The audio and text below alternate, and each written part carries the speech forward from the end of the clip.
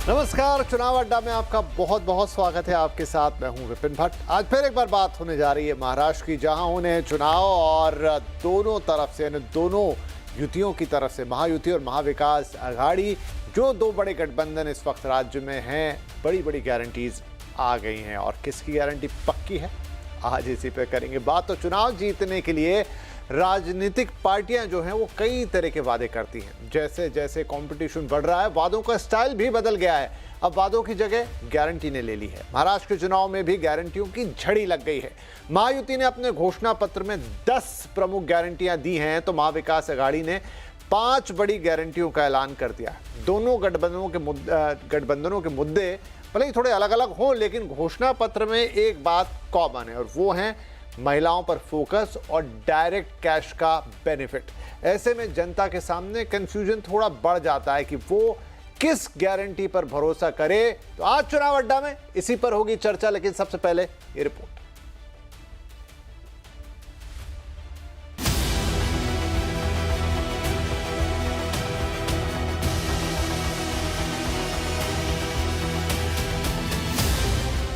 महाराष्ट्र के चुनाव में सीट बंटवारे और नेताओं की बगावत के बाद अब काम की बात होने लगी है। फोकस इस बात पर है कि वोट के लिए क्या क्या ऑफर दिया जाए। अब तो वादों से भी काम नहीं चलता, इसलिए इस बात की गारंटी देनी पड़ती है। तो महायुति और महाविकास आघाड़ी दोनों गठबंधनों ने गारंटियों की झड़ी लगा दी है। महाविकास आघाड़ी ने अपने घोषणा पत्र में 5 प्रमुख गारंटियां दी हैं। इसमें महायुति की लोकप्रिय लाडली बहना योजना की काट में महिलाओं को हर महीने 3,000 रुपए देने के अलावा पूरे राज्य में मुफ्त बस सेवा का वादा किया गया है। जो चोट बीजेपी की सरकार ने आपको मारी है, महंगाई की चोट, गैस सिलेंडर की चोट, बेरोजगारी की चोट, सबसे ज्यादा दर्द महाराष्ट्र की महिलाओं को लगता है। इसीलिए हमारी पहली गारंटी महाराष्ट्र की महिलाओं के लिए बैंक अकाउंट में सीधा 3,000 रुपए हर महीने और फ्री बस ट्रैवल पूरे महाराष्ट्र में। महाविकास आघाड़ी के बाद उद्धव ठाकरे ने अलग से अपना वचननामा जारी किया है। उनके घोषणा पत्र में ज्यादातर वादे महाविकास आघाड़ी के घोषणा पत्र का हिस्सा हैं। इसमें कुछ नए वादे जोड़ दिए हैं। वो लड़कियों की तर्ज पर लड़कों को मुफ्त शिक्षा के अलावा सरकारी कर्मचारियों के लिए पुरानी पेंशन योजना लागू करने का वादा कर रहे हैं। उन्होंने धारावी रीडेवलपमेंट प्रोजेक्ट को रद्द करने की बात भी कही है। उद्धव ने हिंदुत्व को लेकर बीजेपी पर निशाना साधा है कि उनका हिंदुत्व और हमारा हिंदुत्व अलग है। हमारा हिंदुत्व दिल में राम और हाथ में काम, हाथ को काम देने वाला हमारा हिंदुत्व है। उनको तो हाथ में वो पत्थर दे रहे। महाराष्ट्र की महायुति सरकार की लाडली बहना योजना लोगों के बीच काफी लोकप्रिय हो गई है।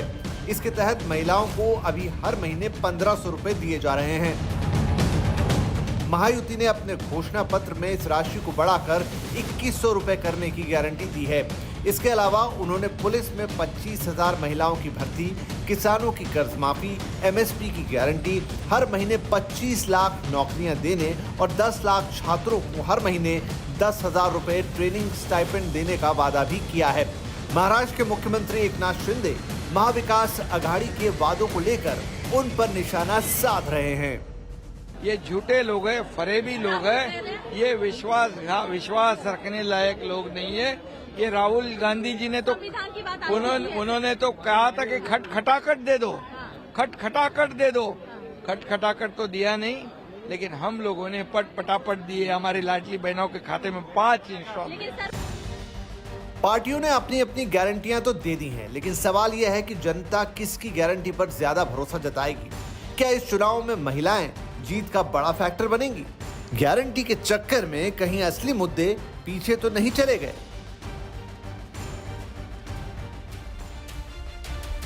तो चलिए, अब चुनाव में भी गारंटियां आने लग गई हैं। गारंटी, वारंटी, ये शब्द पहले नहीं थे, वादे होते थे, लेकिन अब तो गारंटी है।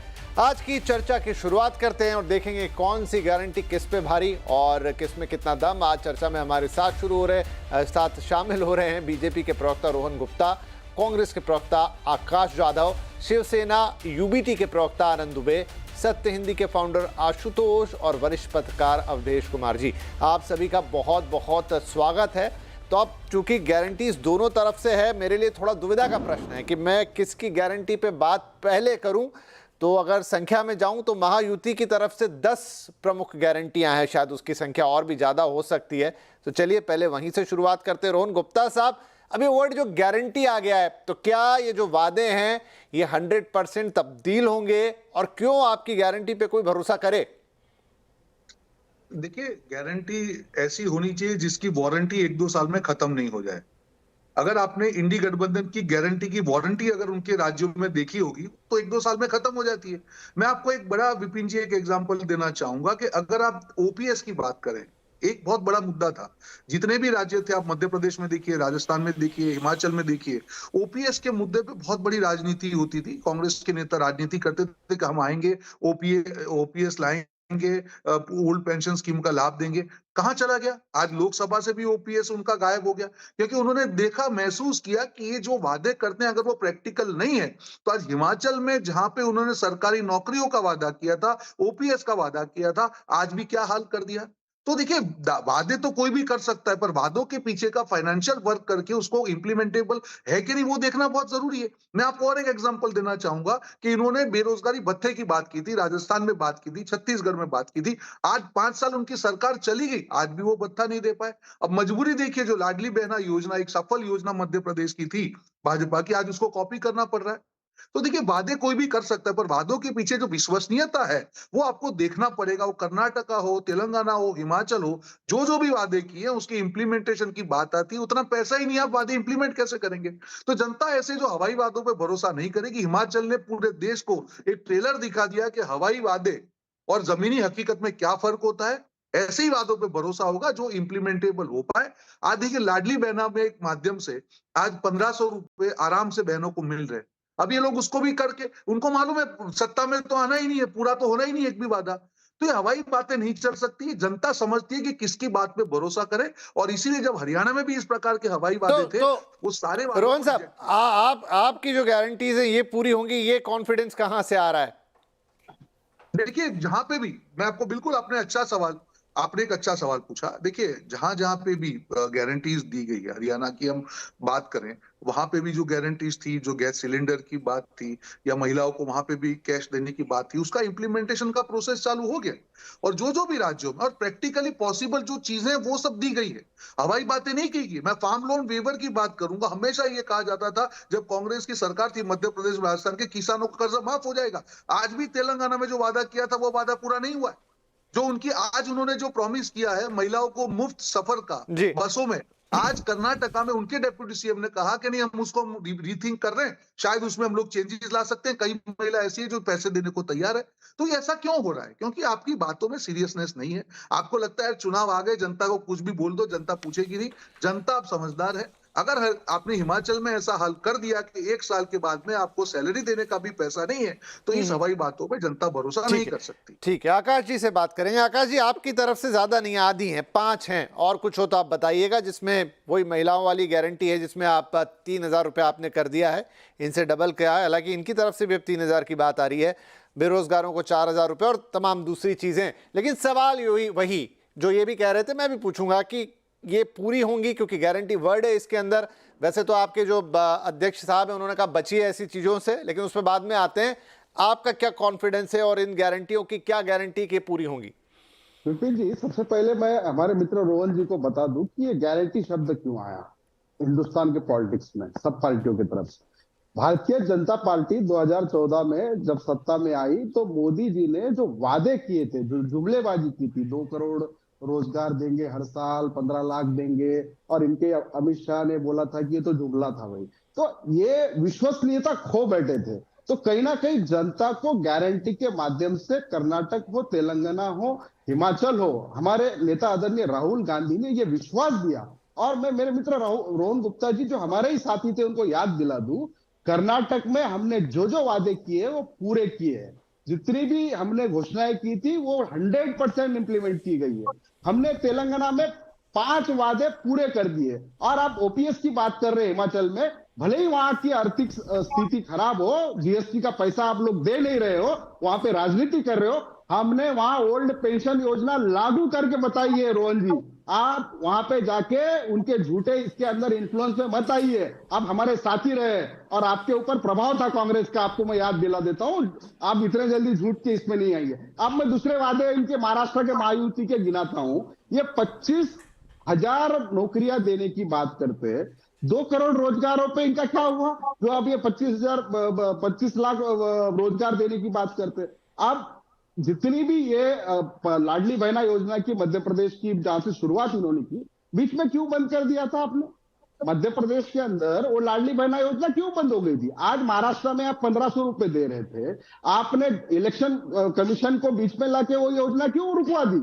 आप ये सब बातें जो है चुनावी जुमले के साथ आप आ रहे हैं। आप क्या बोल रहे हैं कि हम लोग 10 लाख छात्रों अच्छा, ठीक है, उनका हो गया। आप कहां से पूरा करेंगे ये बताइए। देखिए, मैं वही बता रहा हूं कि हमने अब महालक्ष्मी योजना जो बोली है 3,000 रुपए की, देखो आज कॉन्स्टिट्यूशन जो है, कांग्रेस सरकार जो अभी तक रही है वो हमेशा से किसानों को आर्टिकल 36, 55 के तहत पार्ट 2 में लोगों को डायरेक्टिव प्रिंसिपल्स में योजनाएं बना के उनको उनका ही पैसा उनको पहुंचाना, उनकी जरूरतों को ये करना, ये सरकार का दायित्व बनता है। उसी आधार पर कांग्रेस पहले सब्सिडी देती थी किसानों को, फर्टिलाइजर पे देती थी, अपने पेस्टिसाइड्स पे देती थी, हमारी स्वस्थ धान्य दुकान के माध्यम से देती थी, अलग अलग तरीके से देती आई थी। अब वही जो सरकार का पैसा होता है, जो अलग आज भाजपा की सरकार है, 16 लाख करोड़ अपने व्यापारी मित्रों के ये लोग ये कर चुके।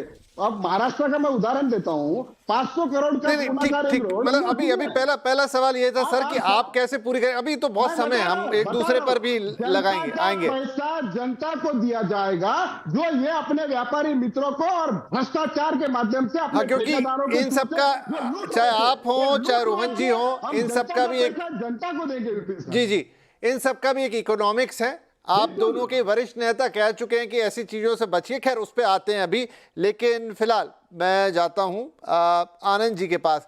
आनंद जी, तो अगर मान लीजिए महायुति का, महाविकास आघाड़ी का एक कॉमन कोई एजेंडा है या उसका विकास घोषणा पत्र है, तो फिर अलग से क्यों लेके आए हैं उद्धव जी? विपिन जी नमस्ते। देखिए, ऐसा है कि जब हम राजनीतिक और सामाजिक जीवन में काम करते हैं तो हम 3-4 चीज़ों को ध्यान रखते हैं, जैसे किसान, नौजवान, महिला, समाज, परिवार। तो अगर हम मिलजुल कर एक मैनिफेस्टो बनाते हैं तो साथ में एक पॉलिटिकल पार्टी भी हम चलाते हैं, तो उसकी भी अपनी एक प्रकार से एक मुखपत्र होता है। हम अपनी भी बात कहना चाहेंगे। चूंकि हम एक गठबंधन में हैं तो गठबंधन में सामूहिक रूप से हम सब मिलजुल कर कोई वादे कर देते हैं, लेकिन एक पॉलिटिकल पार्टी भी चलानी, एक अपनी विचारधारा भी रखनी है, तो उसके भी क्या क्या मुद्दे हैं वो अलग से रख देते हैं। लेकिन ऐसा थोड़ी है कि उस सरकार से बाहर है। अरे भाई, हम अगर सरकार में आने वाले हैं तो स्वाभाविक सी बात है कि हम उसको सरकार में ही साथ में लेकर चलेंगे। हमने बड़ा क्लियर मैनिफेस्टो दिया, हमने बड़ा क्लियर गारंटी दिया है कि अगर जो किसान है, अगर उनकी आर्थिक स्थिति ठीक नहीं है, उन्होंने 3 लाख रुपए तक का कर्ज लिया है तो हम उन्हें माफ करेंगे, और अगर उन्होंने नियमित ढंग से कर्ज लेकर भरा है तो 50,000 रुपए की प्रोत्साहन राशि देंगे। अगर हमारी कोई माता बहन है, उनके घर में अगर उनके घर की आर्थिक स्थिति ठीक नहीं है, चाहे ठीक है, हम उनको 3,000 रुपए देंगे ताकि वो अपने जीवन को अच्छे से जी सके, और वो अगर किसी भी बस में, एसटी में सफर करें तो उनको हम मुफ्त कर देंगे। जो नौजवान बेरोजगार हैं, अगर जब तक उनको अच्छी नौकरी नहीं मिलती, जब तक अपने पैरों पर खड़े नहीं होते, तो 4,000 रुपए की धनराशि उनको भी देंगे। अगर एक परिवार के नाते अगर कोई बीमार हो जाता है, कोई आरोग्य सेवा लेना चाहता है तो 25 लाख रुपए। आनंद जी, ये सारी चीजें चल रही है टीवी पे, ये तो सब दिख रहा है, बगल में है, लेकिन मेरा यही सवाल था कि आप एक गठबंधन का हिस्सा हैं, उस गठबंधन ने एक एजेंडा जारी कर दिया, एक मुखपत्र, एक मैनिफेस्टो दे दिया, अलग से लाके कंफ्यूजन क्यों पैदा कर रहे हैं?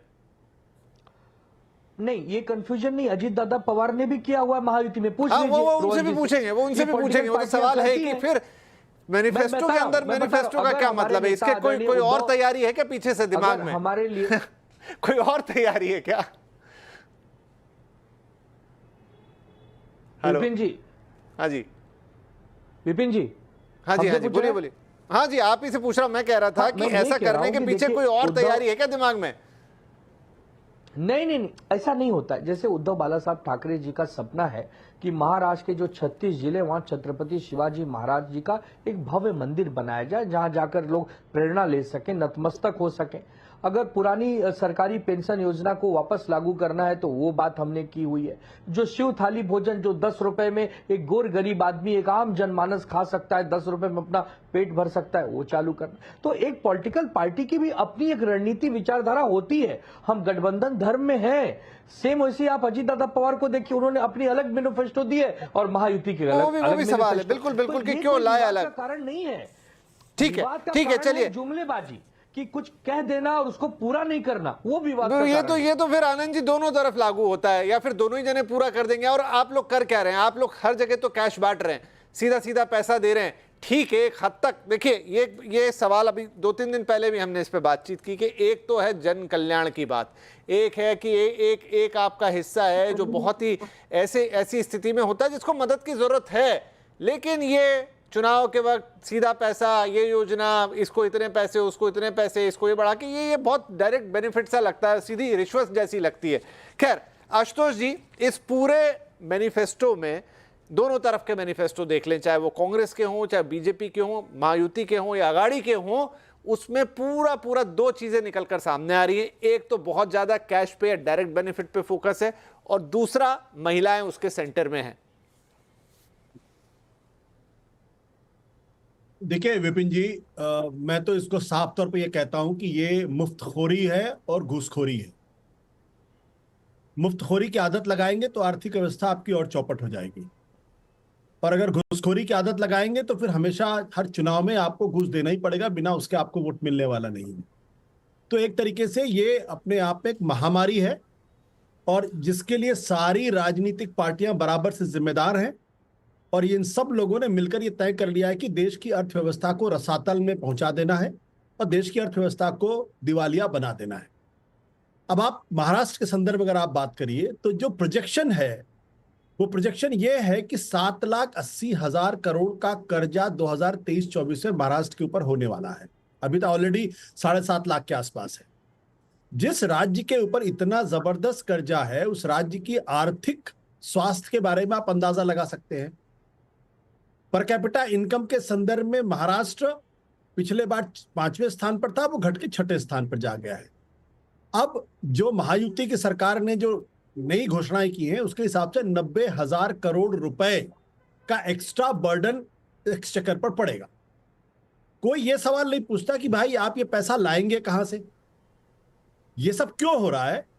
क्योंकि ना तो महा अघाड़ी के पास और ना ही महायुति के पास, दोनों ही गठबंधनों के पास महाराष्ट्र की अर्थव्यवस्था को कैसे नंबर 1 अर्थव्यवस्था बनाना है, हिंदुस्तान नहीं बल्कि दुनिया के तमाम देशों की तुलना में कैसे उसको बेहतर करना है, इसका विजन नहीं है इनके पास।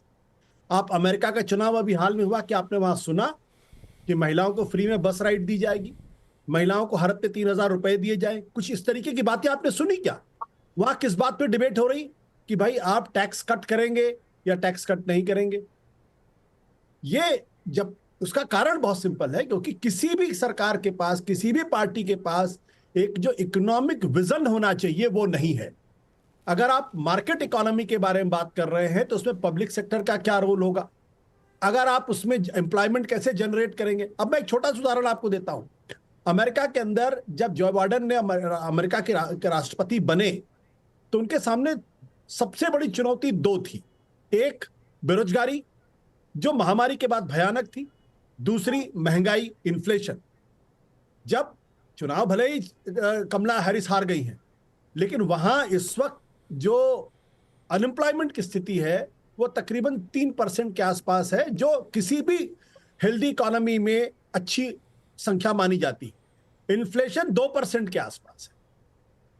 प्रश्न ये उठता है कि जब वो 4 साल के अंदर अनएम्प्लॉयमेंट को लगभग इतना कम कर सकते हैं, तो हमारे देश के अंदर सरकार में बैठे हुए लोग, वित्त मंत्री, प्रधानमंत्री, मुख्यमंत्री ये काम क्यों नहीं कर सकते? आज भी हमारे यहाँ अनएम्प्लॉयमेंट नंबर 1 है पिछले 10 साल की तुलना में। अगर आप उठा के देख लीजिए, लगातार नंबर 1 इश्यू है।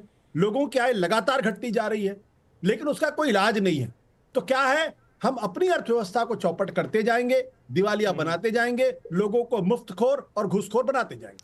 ठीक है। तो अवधेश जी, ये एक सांख्यिकी, एक पूरा थोड़ा सा नंबर अकाउंटेंसी दी आशुतोष जी ने, और वो सवाल है डेफिनेटली है, अभी उसमें हम आगे थोड़ा और बातचीत करेंगे कि वो पूरा कहाँ से होगा, राज्यों पे कितने कर्जे हैं, कितना डेफिसिट है, वो पैसा आएगा कहाँ से, टैक्स पेयर्स, तमाम चीज़ें हैं। लेकिन क्या इन सब के बीच में जब चुनाव है तो असली मुद्दे कहीं पीछे रह गए? बहुत मुद्दे हैं, मतलब कोई एक नहीं, किसान की बात है, सड़क की बात है, अभी भी मतलब आप देश के सबसे अच्छे राज्य में, सबसे धनी राज्यों में से एक में, बॉम्बे जैसे शहर में, क्योंकि मैं बैठ के बात कर रहा हूं, जिसकी म्यूनिसिपल कॉरपोरेशन सबसे धनी है, वहां पे भी सड़क का बेसिक इशू है। कई जाने चली जाती हैं, अभी भी जो हालत होती है यहाँ पर सड़कों की ड्यूरिंग मॉनसून या उसके आसपास भी, वहां पर असल मुद्दे पीछे हैं और उस पर ये बेनिफिट स्कीम्स ही हावी हैं दोनों तरफ से। देखिए, ऐसा है कि मुद्दे तो लोगों के अंदर है, लेकिन राजनीतिक पार्टियां ये मान के चल रही है कि मनुष्य स्वाभाविक रूप से लालची है। अगर थोड़ा बहुत लालच दे दें तो मुख्य मुद्दों से अलग हटके वो हमको वोट देगा।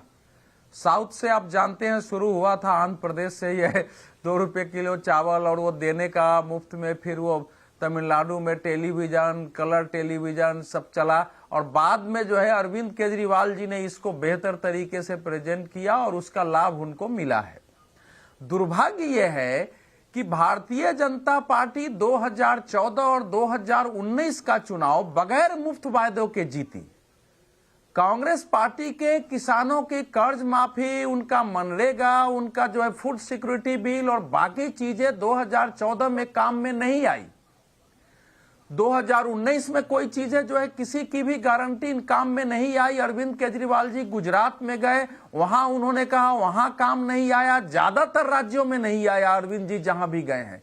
इसके बावजूद भारतीय जनता पार्टी जो एक जिम्मेवार पार्टी की तरह काम करती थी, अगर वो इस दौर में शामिल हो गई है तो माना जा सकता है कि देश की राजनीति किस दिशा में जा रही है।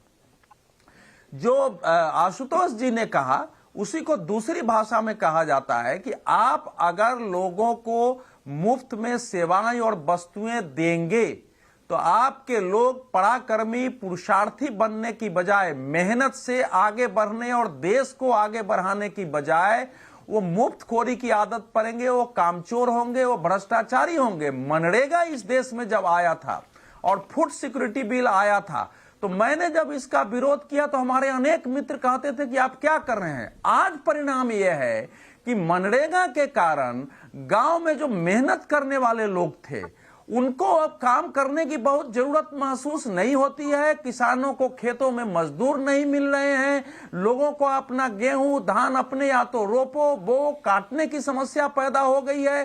पंचायतें मिलकर उसमें भ्रष्टाचार कर रहे हैं, सिग्नेचर होता है, काम नहीं होता है, पैसे बढ़ते हैं। उसी ढंग से फूड सिक्योरिटी बिल ने इस देश में किया है। अब उसके बावजूद जो इस समय का दौर है, हालांकि मैं आशुतोष जी की इस बात से सहमत नहीं हूं, महाराष्ट्र की इकोनॉमी बहुत अच्छी है, कर्ज के अनेक कारण होते हैं, अभी हमने देखा है उसका रेवेन्यू डेफिसिट भी 0.5% है।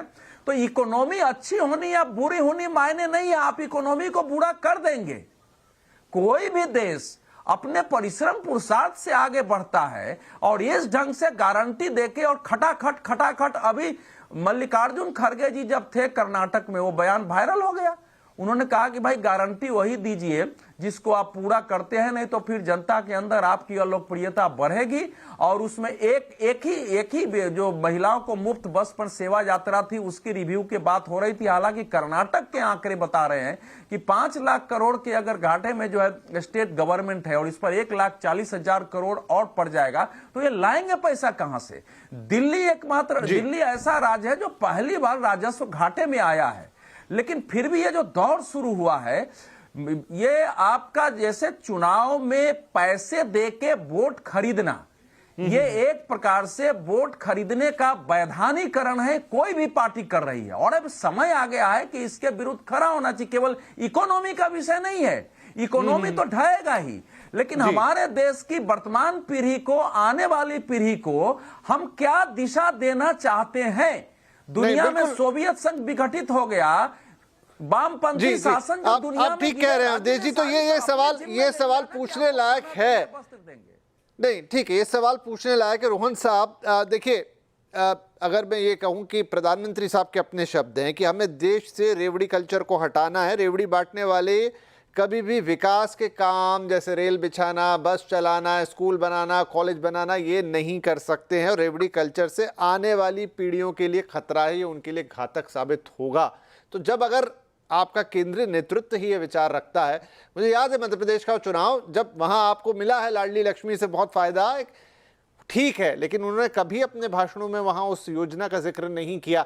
मैं अभी भी ये कह रहा हूं कि समाज के एक वंचित तबके को अगर सपोर्ट की आवश्यकता है, दिया जाना चाहिए, उसमें कुछ गलत नहीं है, वो सरकार का काम है, लेकिन उसकी विवेचना होनी चाहिए, उसका हिसाब किताब होना चाहिए। लेकिन चुनाव के लिए ये कल्चर ठीक नहीं है और आपका शीर्ष नेतृत्व भी ये बात करता है।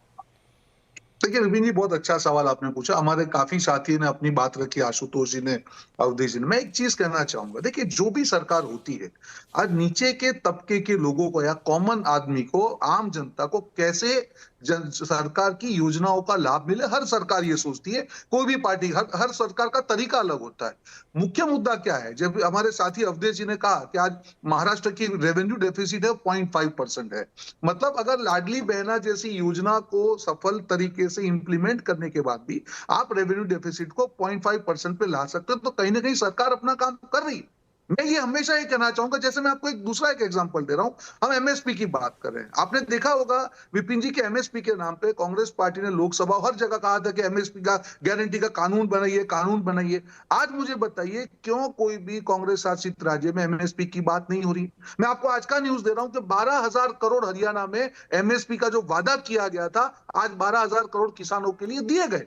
मुद्दा यहाँ पे क्या है कि आप जब वादे करते हैं तब आपकी सरकार में कैपेबिलिटी होनी चाहिए कि वो वादों को पूरा करने के जो संसाधन है, क्या आप उसको मैनेज कर सकते हैं। नहीं रोहन जी, इसमें एक सवाल ये है कि आप वादे करिए, नहीं, लेकिन जो हम तो थोड़ा अलग सवाल था, वो आप वादे कर रहे हैं और उसको पूरा करने के लिए कैपेबल भी है, मान लिया, लेकिन क्या वो सही है, क्या वो ट्रेंड सही है? जी बोलिए। बिल्कुल, देखिए क्यों सही है मैं बता रहा हूँ कि जब देखिए कंजम्पशन जो है, क्योंकि मैं भी इकोनॉमी का स्टूडेंट रहा हूं, कंजम्पशन जो है, आज जब भी कॉमन आदमी के पास में जो पैसा जाता है, जैसे लाडली बहना की हम बात करें, वो सीधा कंजम्पशन में परिवर्तित होता है। तो ऐसा नहीं है कि जो है किसी ने 2100 रुपए दे दिए या 1500 रुपए दे दिए, उससे जो अगर इकोनॉमिक्स की बात करेंगे तो कंजम्पशन में फिर ये बीच की कड़ी टूट रही है। वो कंजम्पशन का पैसा डायरेक्ट जा रहा है, वो किसी काम के बदले नहीं जा रहा, तो फिर यहाँ इकोनॉमिक्स का सिद्धांत बीच में फंस जाएगा। जी नहीं, बिल्कुल नहीं। देखिए जब भी एक परिवार को, कोई भी एक कॉमन परिवार को 2,000 रुपए महीने अगर 1,500 रुपए मिलते हैं,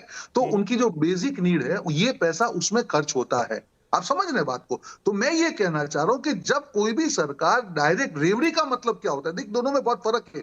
ऐसी चीजें आप प्रॉमिस कर रहे हैं, नंबर 1 आप एक तो पूरी नहीं कर पाते हैं, नंबर 2 आप उसको सस्टेनेबल नहीं रख पाते हैं, नंबर 2 प्रैक्टिकली आप उसको आगे जाने से, जो आपने कहा कि उस टाइप का कल्चर होता है। मुझे नहीं लगता है कि लाडली बहना जैसी योजना, क्योंकि महिलाओं के जो खाते में पैसे डायरेक्ट जाते हैं, हमारी बहनें महिलाएं, हमारे देश का एक कल्चर के घर का जो खर्च है उसकी जिम्मेदारी कहीं ना कहीं महिलाओं के ऊपर होती है। और तभी जब योजना, लाडली बहना योजना सक्सेस इसीलिए हुई क्योंकि जब बहन के हाथ में पैसे जाते हैं तो उनकी नीड है, उनके बच्चों की है। मुझे लगता है कि उसमें कुछ गलत है। देखिए बात करने के लिए ठीक है, आपने अभी महाराष्ट्र की इकोनॉमी की बात कही, अभी हम उसके फिगर्स देख रहे थे, तो क्या यहाँ किसी तरह का स्लो डाउन है जो हमें कंजम्पशन बढ़ाने की जरूरत पड़ेगी?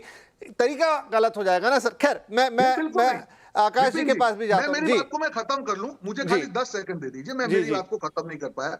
देखिए आज जो कांग्रेस पार्टी के अध्यक्ष ने कर्नाटका, जो उनका होम स्टेट है, वहां पे उन्होंने क्या कहा कि आप ऐसी बातें मत करिए, क्योंकि तीनों राज्यों में ऐसे वादों की वो शिकार हो चुके हैं कि जनता उनको पूछती है कि भैया ये वादे आप पूरे ही नहीं कर रहे हैं, क्यों कर पा रहे हैं? आपकी कैपेसिटी होनी चाहिए विपिन जी, जो भी आप वादे करते हैं, नंबर 1 आपकी पूरी करने की कैपेसिटी है कि आप संसाधन ला सकते हैं, नंबर 2 और नंबर 3 लॉन्ग टर्म में स्टेट के लिए फायदे कारक है या नहीं है। ये तीनों चीज अगर सोच के अगर आप उसको पूरी तरीके से सेंट्रली करेंगे तो मुझे लगता है कि जनता को उससे फायदा होगा और स्टेट गवर्नमेंट। रोहन साहब, फिर उसके ऊपर एक सवाल आएगा कि इसकी आवश्यकता आखिर है क्या?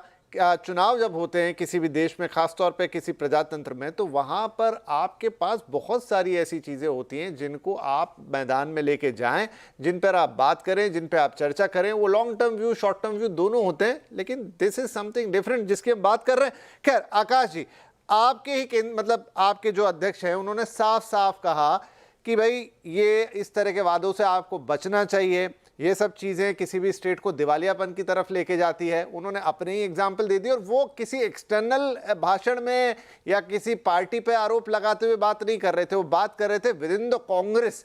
तो यहाँ आपके इस घोषणा पत्र में तो ऐसा लगा कि आपने अपने अध्यक्ष की बात को पूरी तरह से नकार दिया या उन पर ध्यान ही नहीं दिया। नितिन जी, हमारे अध्यक्ष ने कमिटमेंट को पूरा करने की बात कही थी, उन्होंने कोई इसके ऊपर ये नहीं किया था। मैं दूसरी बात रखता हूँ अपने नहीं, यही बात सर, इसको तो कंप्लीट कीजिए क्योंकि ये बड़ा और गंभीर प्रश्न है, प्लीज। देखिए आशुतोष जी ने जो बातें की है अमेरिका के बारे में और इंडिया एक वेलफेयर स्टेट है, हमको ये समझना चाहिए। देखिए ये कल्चर क्यों आ रहा है आपको ये समझना जरूरी है, मैं उसके ऊपर आता हूँ। आज 2014 से जब से मोदी सरकार बनी है, मोदी सरकार ये धर्म गाय बांटेंगे काटेंगे जो नहीं, अब आप दूसरी तरफ लेके जा रहे हैं सर। अभी हम उसकी बात कर लेंगे, वो भी मुद्दे आ जाएंगे, लेकिन पहले मूल प्रश्न का उत्तर प्लीज। सुनिए, रिक्वेस्ट आपसे सर, रिक्वेस्ट। आर्थिक विषमता बहुत बढ़ गई है पिछले 10 सालों में। लोगों के जेब में पैसा नहीं है, बेरोजगारी महंगाई से लोग परेशान है। आज कहीं ना कहीं इकोनॉमिक सस्टेनेबिलिटी के लिए लोगों को ये, तो मैं यही तो कह रहा हूं कि आपकी पार्टी को एटलीस्ट जब आप ये बातें कर रहे हैं तो सर फिर रोजगार, बेरोजगारी, महंगाई, इस पर फोकस करना चाहिए। आपने भी लगभग उन्हीं वादों की कॉपी पेस्ट कर दी वहां पे। देखिए आज ये जरूरत है, उन्होंने कहा 1500, आपने कहा हम 3000 देंगे। आज मोदी ने इस देश की इकोनॉमी को जो बंटाधार किया है, यहाँ में इतना बड़ा विषमता बनी है कि 6% लोगों के पास पूरे देश की इकोनॉमी है, 94% लोग आज अपने इससे लेकिन सर ऐसा पैसा बांटेंगे तो ये तो और स्थिति खराब हो जाएगी। आपको पैसा बांटने के लिए पैसा जनरेट करने का, मैं दोनों से बात कर रहा हूं, मैं सिर्फ आपको टारगेट करके नहीं कह रहा हूं। अगर आपको ये बात लगे, वेलफेयर स्टेट है, हम कोई बिजनेस करने के लिए देश नहीं चलाते, हमारा संविधान लोगों के लिए बना है। लेकिन आपके अध्यक्ष खुद कह रहे हैं कि आपको अर्थशास्त्र का, आपको अकाउंटेंसी का ध्यान रखना पड़ेगा। जो स्थिति आपके कई दूसरे राज्यों में बनी जहां पैसे देने की स्थिति नहीं रह गई, मंत्रियों से कहना पड़ रहा है कि आप अपना वेतन अभी मत लीजिए क्योंकि हम सरकारी कर्मचारियों को वेतन नहीं दे पा रहे। तो कुछ सोचा होगा ना सर उन्होंने। हमारे अध्यक्ष की नीयत देखिए, उनकी सच्चाई। हाँ, अच्छी बात है, उन्होंने ये बात कही, लेकिन वो बात आप सुनिए तो सही। वादे हमने किए हैं, वो वादे हमको पूरा करना पड़ेगा। जो कमिटमेंट लोगों को दिया है, हम मोदी की तरह जुमलेबाजी नहीं कर सकते। हम चलिए अवधेश जी, क्या ये हो रहा है कि राजनीतिक पार्टियां इस असलियत को समझ रही हैं कि ये एक फंसने वाली चीज है, इससे इंपैक्ट बहुत बड़ा होता है इकोनॉमी पर, राज्य को चलाना मुश्किल है, अर्थव्यवस्था डगमगाती है, लेकिन कोई दूसरा तरीका नहीं दिख रहा क्योंकि अब कंपटीशन इस तरीके की हो गई कि दोनों एक से बढ़कर एक ही वादे कर रहे हैं। उनको लग रहा है अगर ये ना हुआ तो हाथ से बाजी जाएगी। नहीं, कंपटीशन इन्होंने खुद पैदा किया है। देखिए कांग्रेस पार्टी में उनकी अपनी समस्या है, बीजेपी का कल्चर अलग है। कांग्रेस पार्टी में राहुल गांधी के साथ जो उनके स्ट्रेटेजिस्ट है, रणनीतिकार हैं, उसमें ज्यादातर अल्ट्रा लेफ्टिस्ट, अल्ट्रा सोशलिस्ट लोग हैं। वो इसी प्रकार की नीतियां, सोनिया गांधी जी का जब यूपीए थी तो सलाहकार परिषद में भी ये सब लोग शामिल थे, आशुतोष जी जानते हैं, और उन सब लोगों ने सलाह देके ऐसी ऐसी नीतियां बनवाई जो देश की इकोनॉमी के विरुद्ध थी। और वो लोग इस समय राहुल गांधी जी के सलाहकार हैं, तो उनकी तो नीति उसी दिशा में चल रही कि भाई चुनाव लगातार नहीं जीत रहे हो तो जीतने के लिए पहले चुनाव जीतो। उसके लिए चाहे इकोनॉमी के बारे में, चाहे देश के बारे में, देश की सामाजिक एकता के बारे में, जो भी एक सीमा से जाना है वो सब जाओ और करो। तो उनकी तो एक नीति है। समझ, भारतीय जनता पार्टी जो इसके विरुद्ध थी, इसके विरुद्ध चुनाव जीत के आई है, उसका इस दौर में शामिल होना ज्यादा भयानक है, यह ज्यादा डरावना है, क्योंकि भारतीय जनता पार्टी को वोट इन्हीं सब नीतियों के विरुद्ध मिला था। आखिर दिल्ली में ही देखिए ना, दिल्ली में विधानसभा में तो अरविंद केजरीवाल की पार्टी जीत जाती है, लेकिन लोकसभा में नहीं मिलती है वोट। तो उसके कारण की बजाय आप उससे आगे ले जा रहे हैं। अब इस देश में 80 करोड़ लोगों को क्या राशन की आवश्यकता है? ये क्यों नहीं देश सोच रहा है? और महाराष्ट्र सुनिए, महाराष्ट्र तो देश में केवल 7.5% बेलो पॉवर्टी लाइन का वाला राज्य है। वो 7.5% के आसपास गरीबी रेखा के नीचे लोग हैं। बेरोजगारी वहां 4% के आसपास है बेरोजगारी दर। वहां अगर आप इस ढंग से मुफ्तखोरी कर रहे हैं, इसका मतलब आपको लोकसभा चुनाव से जो धक्का लगा है, उस धक्के के बाद आपकी चिंता बढ़ी है। और बढ़ने के कारण जो आपकी नीतियां थी, जो मोदी जी बोलते थे कि भाई लोगों को हमको स्वयं जो है स्टार्टअप के लिए प्रेरित करना है, युवा उद्यमी बने, वो कंपटीशन में जाएं, दुनिया में जाके खड़े हो, वहां से अगर ये नीतियां बदली रोहन को जवाब देना चाहते हैं सर आपकी बात का। रोहन जी, जी ठीक है, गॉट योर पॉइंट। रोहन साहब, विपिन जी, जो सारे साथी बोल रहे हैं, हम सबको एक जो बैलेंस करने की बात है, ठीक है ना, अवधेश जी बोल रहे हैं या आशुतोष जी बात कर रहे हैं, हम ऐसा देश है कि कोई भी एक्सट्रीम पे नहीं जा सकते हैं, दोनों, वो पार्शियली वो भी सही है, हम जो कह रहे हैं, हम दोनों को बीच में एक इक्विलिब्रियम बनाना पड़ेगा कि जो जरूरी तबका है कि उसको कैसे, ये बात तो कही सर, मैंने ये बात तो कही कि जहां देखिए सुब्बा राव साहब जो कि पूर्व गवर्नर हुए आरबीआई के, उनका थोड़े दिन पहले बयान था, उन्होंने कहा कि एक तो आपको इस तरह की चीजों से बचना है, सरकार को बाकायदा इसके ऊपर एक व्हाइट पेपर लाना चाहिए और यह तय करना चाहिए कि जो वंचित वर्ग है, जिसको जरूरत है, उसको कितना देना है और कब तक देना है, ये चीज डिसाइड होनी चाहिए और वो इस तरह से चुनाव के रास्ते नहीं आनी चाहिए। ये उन्होंने एक बात कही थी। तो ये बात तो है कि ऐसा नहीं है कि आपको कुछ नहीं देना, कुछ नहीं करना, लेकिन जब चुनाव आ रहा है तो ये तो साफ दिख रहा है ना रोहन जी की ये बिल्कुल एकदम दोनों में कंपटीशन लग गई है कि हम कितने पैसे दे पाएंगे। नहीं विपिन जी, देखिए दोनों में बहुत फर्क है। मैं आपको वापस ये कह रहा हूं कि आप कंपटीशन कोई भी कर सकता है, जनता है, आज जनता को अगर मैनिफेस्टो में जनता को आकर्षक हो, मुझे नहीं लगता है कि उसमें कुछ गलत है कि पॉलिटिकल पार्टी है, कोई उनका खुद का पैसा नहीं है, ये जनता का पैसा है, जनता को देख रहे हैं, जनता को अधिकार देना, मुझे नहीं लगता है कि उसमें कोई वो होगा। आज कॉमन मैन को नहीं, अगर आप कह रहे हैं सर कि जनता का पैसा जनता को, तो ये टैक्स पेयर्स का पैसा है, ये उसमें थोड़ा सा अंतर हो जाएगा। मैं आपको जी विपिन जी, मैं आपको यही कह रहा हूं कि जब भाजपा सरकार ने जब जनधन योजना के तहत जो अकाउंट खोला, जो लीकेजेस हो रहे थे कि भाई आज ऊपर से 1 रुपया जा रहा है, नीचे 15 पैसे जा रहे थे, जो पूर्व प्रधानमंत्री ने कहा, ये लीकेजेस रोकना बहुत जरूरी है। लॉन्ग टर्म में डायरेक्ट बेनिफिट ट्रांसफर से ये हुआ। रोहन जी, इस बात पे मैं एग्री कर रहा हूं, बिल्कुल सही कह रहे हैं आप, बिल्कुल सही कह रहे हैं। लीकेजेस रोकने की जरूरत है, डायरेक्ट आप बेनिफिट दीजिए, लोगों को चिन्हित कीजिए, जहां महिलाओं को सच में दिक्कत है, वो जो आपकी उज्ज्वला योजना है उस पर बहुत सारी बातें होती, लेकिन मैं मानता हूं कि नहीं, इस तरह की योजनाएं आपके लिए जरूरी है। जब बिल्कुल समाज का निचला हिस्सा, जहां वो महिला फूक फूक के उसकी छाती चली जाती है, उसकी आंखें खराब हो जाती है, अगर उसको एक गैस का सिलेंडर मिलता है तो उसको स्वर्ग मिलने जैसा है। चीजें ऐसा नहीं है कि बिल्कुल या तो सही है या गलत है, ब्लैक है या व्हाइट है, लेकिन आपको उसमें एक रेखा कहीं ना कहीं खींचनी होगी। आपको अपने समाज को उस आदत से बचाना पड़ेगा सर, जहां उनको लगे। तो मैं एक मिनट आशुतोष जी, एक सवाल मैं लेके आ रहा हूं आपके पास रोहन जी। क्या दूसरी तरफ, ये तो देखिए पॉलिटिकल पार्टीज हैं, सुप्रीम कोर्ट ने भी कहा कि हम कोई ऐसा नियम नहीं बना सकते, दूसरी तरफ चुनाव आयोग ने भी कहा कि वो कोई ऐसा नियम नहीं बना सकते, तो ठीक है, ये बोलेंगे, ये वादे करेंगे, लेकिन दूसरी तरफ जनता भी है।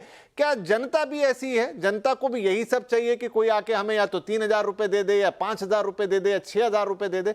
आखिर डेमोक्रेसी बनेगी कहां से? जनता से ही तो बनेगी। जैसी जनता होगा वैसा नेता मिलेगा। ठीक है विपिन जी, अगर जनता इतनी समझदार होती तो राजनीतिक दलों की जरूरत नहीं होती, सरकारें बनती नहीं और देश में प्रधानमंत्री नहीं होता। वो इसलिए है क्योंकि ये भी एक्सट्रीम हो जाएगा, ये भी एक्सट्रीम हो जाएगा सर। देखिए ये सच्चाई है सर, ये सच्चाई है, इसको मानना पड़ेगा। ये जो इतिहास को जानने वाले लोग हैं, जो राजनीति को समझने वाले लोग, इसको अच्छी तरीके से जानते हैं स्टेट का रोल क्यों है। अभी आपने अमेरिका का एग्जांपल दिया, वहां पर भी लोग हैं, वहां पर भी चीजें सामने में हैं। देखिए मैं आपको बता रहा हूं, अब आप दिल्ली का उदाहरण ले लीजिए। दिल्ली का जो पर कैपिटा इनकम है वो देश में तीसरे नंबर पर है, 4,61,900 रुपए पर कैपिटा इनकम। बिहार का कितना है? 60,000। तो जिस राज्य के पर कैपिटा इनकम 4,61,900 रुपए है, वहां बिजली मुफ्त क्यों मिलनी चाहिए? वहां पानी मुफ्त क्यों मिलना चाहिए? सबको 200 यूनिट बिजली मुफ्त मिल रही है। ये क्यों है? ये पाप है। और जब तक इस पाप को हम नहीं समझेंगे ना, तब तक काम नहीं चलेगा। अब आप समझ लीजिए कि एक पिता के 14 बच्चे हैं, 14 बच्चे में से 8 बच्चे वो हैं जिनको कह दिया कि तुम बैठ के रोटी तोड़ो, बस तुम्हें कुछ करने की जरूरत नहीं, हम तुमको खाना खिला देंगे। उस घर का क्या हालत होगा? 140 करोड़ में 80 करोड़ लोग घर में बैठ के मुफ्त रोटी तोड़ रहे हैं। मैं अवधेश जी की इस बात से सहमत हूं कि आप इस देश के पुरुषार्थ को खत्म कर रहे हैं।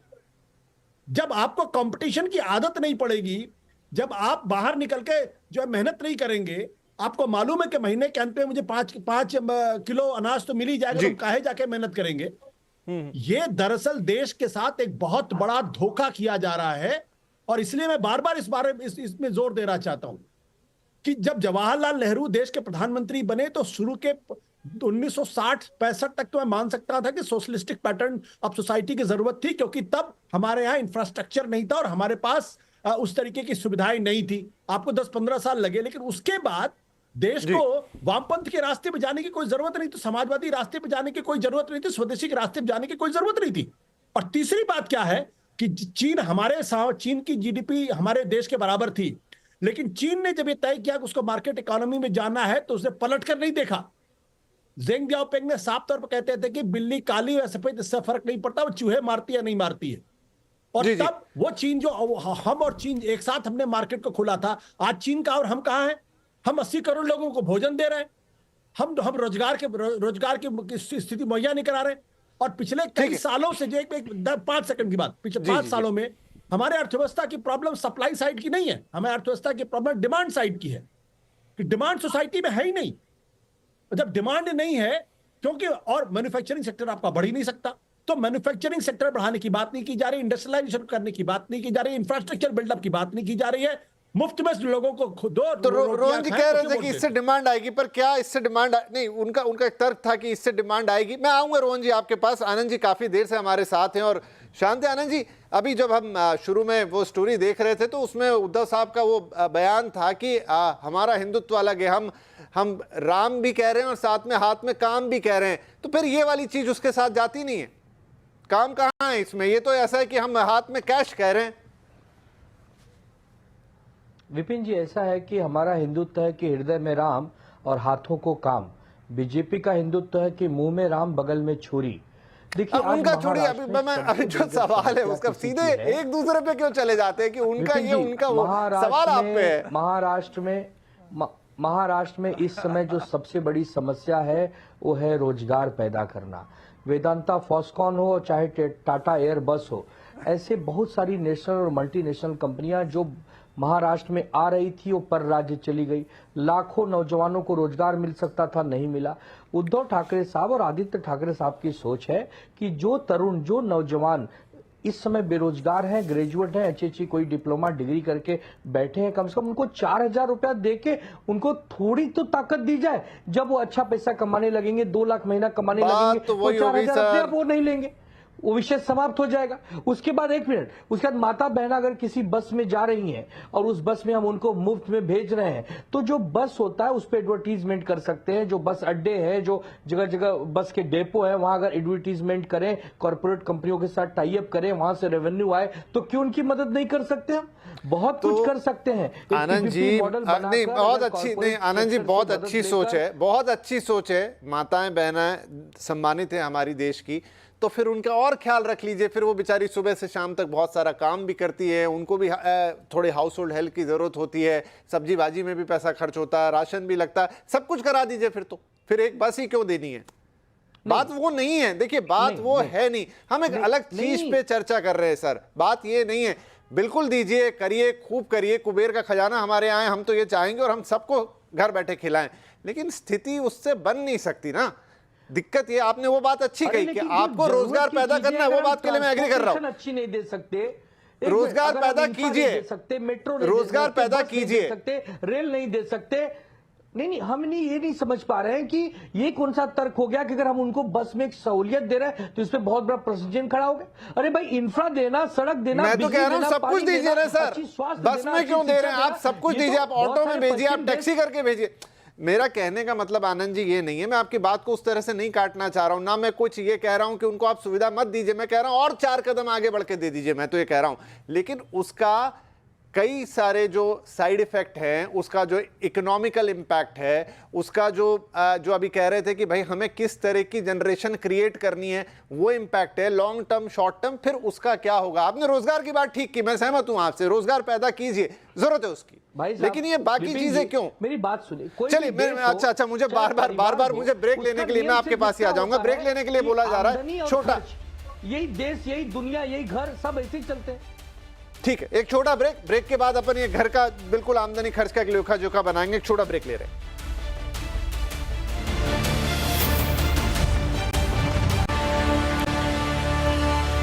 Welcome back. आप देख रहे हैं चुनाव अड्डा। बात महाराष्ट्र की, किसकी गारंटी पक्की, क्योंकि दोनों ही महागठबंधनों की तरफ से अपने अपने वादे, अपनी अपनी गारंटियां आ गई हैं। समय अब थोड़ा कम रहेगा, क्विकली सबको कुछ कुछ बोलना है, लेकिन आनंद जी को चूंकि मैंने बीच में रोक दिया था, तो आनंद जी कंटिन्यू आपसे करते हैं। जो आप कह रहे थे कि हमको सबको सब कुछ देना है, महिलाओं को, सारी बातें सही हैं, लेकिन जो आप शायद मैं बार बार वो दोहराऊंगा मतलब नहीं है, आप मेरा मूल प्रश्न समझ गए होंगे, बस उसका जवाब दीजिए।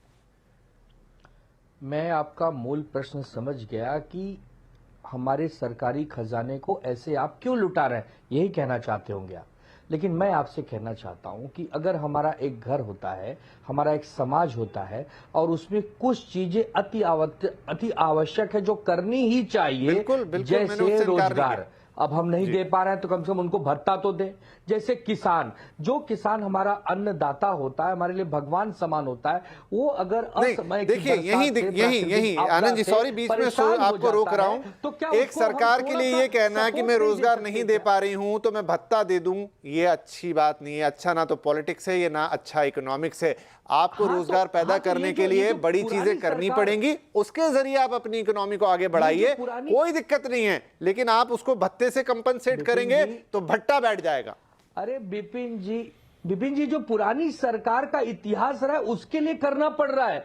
अगर वेदांत फॉस्फोर और टाटा एयरबस लग गए होते एक नागपुर में, आप लोगों के लिए डेमोक्रेसी में आसान है कि पुराने वाले ने काम बिगाड़ दिया। चलिए ठीक है sir, got your point. Quickly Rohan ji कुछ कहना चाह रहे हैं, इधर आकाश जी भी कुछ कहना चाह रहे हैं, सबके पास जाता हूं। हाँ रोहन जी, यस। देखिए मुद्दा बहुत साफ है। मैं बिल्कुल आशुतोष जी बात से बिल्कुल मैं उनके खिलाफ हूं जो ये बोल रहे हैं। देखिए जनता को सपोर्ट करना पड़ेगा। आज किसी को अगर महिला को 1500 रुपए चाहते तो उसका घर नहीं चलेगा, उसको काम तो करना ही पड़ेगा और उसको सपोर्ट तो देना पड़ेगा। अगर किसान को एमएसपी दे रहे हैं उसका अधिकार है। और दूसरी चीज, उन्होंने चाइना की अपनी बात की। मैं आज कहना चाहूंगा कि आज भारत का ग्रोथ रेट चाइना से इसीलिए ज्यादा है कि मुद्रा लोन के माध्यम से स्वरोजगार की जो तके क्रिएट की गई, तो दोनों चीजें चलनी चाहिए। आपको अपने आप को मजबूत भी करना है और जिस तबके को जरूरत है, उसको सपोर्ट की जरूरत है, वो भी देना है। पर यहाँ पे सबसे बड़ी चीज क्या है कि आपकी विश्वसनीयता क्या है, क्या आप में उतनी कैपेसिटी है कि आप जनता को जो वादे कर रहे हो पूरे कर पा रहे हैं। अगर आप कर पा रहे हैं तो बिल्कुल करना चाहिए। मुफ्त की बातें जहां पे बिल्कुल मेहनत नहीं हो, ऐसे वादे करने, हवाई बातें करनी, जैसे ओपीएस की आपने इन्होंने बात करके जिससे मुकरना पड़ा, ये सब चीजें नहीं होना चाहिए। दोनों में बहुत फर्क है। हम भारत को यूएस से कंपेयर नहीं कर सकते हैं। हमारी जनता को जो जरूरत है उसको डायरेक्ट बेनिफिट पहुंचाना चाहिए, उसमें लीकेज। चलिए ठीक है, आपकी सारी गारंटियां पूरी होंगी। चलिए ठीक है। मैं अब और क्योंकि समय मेरे पास ज्यादा नहीं है, मैं एक सवाल जो शुरू में लाया था, क्या आपने जितनी गारंटी की है उसकी आप गारंटी दे रहे हैं सब पूरी होंगी? एक लाइन में रोहन जी, आपसे बिल्कुल होगी, बिल्कुल विपिन जी। इसीलिए मैं बोल रहा हूं जो विश्वसनीयता की बात है। आज मैंने हरियाणा का एग्जांपल दिया है कि 12,000 करोड़ एमएसपी के लिए दिए गए, डिस्बर्स किए गए। मैं चैलेंज के साथ कहता हूं, मुझे बताइए एमएसपी का वादा इनके 5 गारंटी में से क्यों गायब चला गया, जो पूरे देश में। चलो उनसे पूछ लेंगे। आप कह रहे हैं कि पूरे होंगे और आप कैपेबल भी हैं, ठीक है। आकाश जी कुछ वैसे ही लगातार कहना चाह रहे थे। आकाश जी, क्या आप कर पाएंगे? देखिए महालक्ष्मी योजना आपने सुनिए, आपने हरियाणा में गैस सिलेंडर 450 में सेकंड डे देने की बात की थी, आप दे रहे हैं। आशुतोष जी झूठ मत बोलिए। दूसरी बात मैं आपको बता दूं, हम गारंटी पक्की। आशुतोष जी नहीं बोले, रोहन जी बोले। हाँ रोहन जी, विपिन जी मैं आपके आता हूं, गारंटी पक्की की बात। महालक्ष्मी योजना 3,000 रुपए हम कर्नाटक में दे रहे हैं, हर महिलाओं को पहुंच रहे। सामाजिक न्याय की हम बातें कर रहे हैं, जातिगत जनगणना की बातें कर रहे हैं, 50% आरक्षण की मर्यादा हटाने की बात कर रहे हैं। सुनिए 3 लाख तक का कर्जा, देखिए सबसे बड़ी कर्जा माफी हमने मनमोहन सिंह जी के टाइम में की। उसके बाद उद्धव साहब से महाराष्ट्र। लेकिन अच्छा एक मिनट आकाश जी एक मिनट एक छोटी सी बात कह रहा हूं, एक मिनट दीजिए, मुझे भी 1 मिनट दे दीजिए, जरा सी 30 सेकंड ले रहा हूं। आपने मनमोहन सिंह जी की सरकार का जिक्र किया, उस समय चिदम्बरम साहब थे वित्त मंत्री। वो इंटरव्यू आज भी मेरी आंखों के सामने है। बैक टू बैक उनसे 3 बार यह सवाल पूछ लिया गया था कि 60,000 करोड़ रुपए की जो कर्ज माफी आप किसानों को दे रहे हैं, इसको आप लाएंगे कहां से? मुझे याद है उन्होंने माइक निकालकर फेंक दिया था। तो देखिए बड़ा सवाल तब भी था, ये आज भी है कि आप उस पैसे को लाएंगे कहां से? विपिन जी मैं आपको जवाब दे दूं। देखिए क्रोनिक कैपिटलिज्म में आशुतोष जी हो या अवधेश जी हो, आपको ललित मोदी के पैसे माफ होते चलते, आपको नीरव मोदी के पैसे माफ होते चलते, 16 लाख करोड़ आप लोगों के माफ होते, और गरीबों के लिए जो जरूरतमंद है देखिए अब आपने ना आप ये इसीलिए आप नेता हैं, अब आपने बिल्कुल दिशा मोड़ दी बातचीत की। ये दोनों चीजें कंपेरेबल नहीं है, इसके लिए एक अलग डिबेट लगेगी। बिल्कुल कंपेरिजेबल है। मैं आपको बता दूं, क्योंकि समय उतना नहीं बच गया, नहीं तो हम ये भी बात कर लेते। समय उतना बचा नहीं आकाश जी, इसलिए हम ये भी बात कर लेते। लेकिन जो हम डिलीवर कर सकते हैं, और लेकिन आप चाहे किसी का भी पैसा माफ करें, चाहे नीरव मोदी का माफ करें, चाहे किसी का भी माफ करें, आपके पास उसको बैलेंस करने का कुछ तो उपाय होना चाहिए। सर जी, उसको बैलेंस करने का कुछ तो उपाय होना चाहिए। सिर्फ इतना सा सवाल है, राइट? एट लास्ट आशुतोष जी और अवधेश जी, क्विकली, महिलाओं पे काफी फोकस है, उनके लिए अलग अलग योजना। ठीक है, एक योजना जो कहीं और काम कर गई तो उसका एक रिप्लिका यहां भी आ रहा है, फिर भी स्टिल हम देखें कि महिलाओं पे काफी फोकस है। क्या लगता है कि एक महिला को साथ लेंगे घर की तो फिर पूरा घर सज जाएगा? आशुतोष जी, देखिए, ये महिलाओं पे फोकस क्यों हो गया?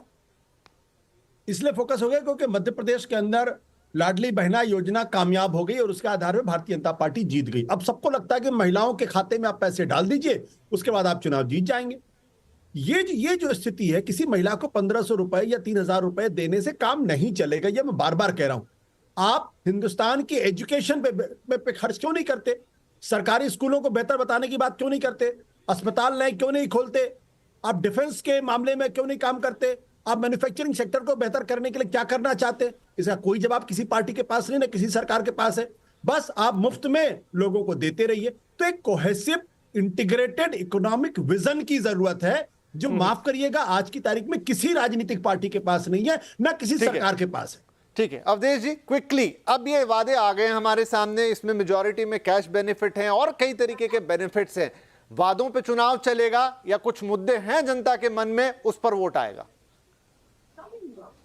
नहीं, मुद्दे तो है ही है, मुद्दे के बगैर चुनाव नहीं होता है। लेकिन चूंकि आपने ऐसी स्थिति पैदा कर दी है कि लोगों को लगता है कि भैया चलो महीने में अगर 2000 रुपया हमारे पैकेट में आ रहा है तो दीजिए। देखिए, मुफ्त के राशन ने हमारे देश में चुनाव परिणाम निर्धारित करने में बड़ी भूमिका निभाई है।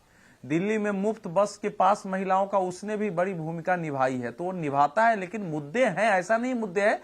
और बीजेपी का थोड़ा बैलेंस तो है, क्योंकि उन्होंने महाराष्ट्र के लिए एक विजन भी दिया है कि कैसे बनाना है। लेकिन मूल बात यह है कि ये जो शेर की सवारी इस देश में शुरू हो गई है, आने वाले समय में हमारी इकोनॉमी ढह भी जाएगी तो किसी पार्टी का उस शेर से उतरना कठिन हो जाएगा। ये एक दौर शुरू हुआ है। मैं तो यहां जो 5 लोग बैठे हैं, मैं, रोहन गुप्ता और आनंद दुबे जी और आकाश जी, क्या ये तीनों लोग आज राष्ट्रीय टेलीविजन पर मुफ्तखोरी की बदौलत पहुंचे हैं या अपनी मेहनत से पहुंचे हैं? अगर इसका मूल्यांकन करेंगे तो हर पार्टी के अंदर से यह प्रश्न उठना चाहिए, लोगों को उठाना ही चाहिए कि आप ये स्थिति पैदा मत करिए।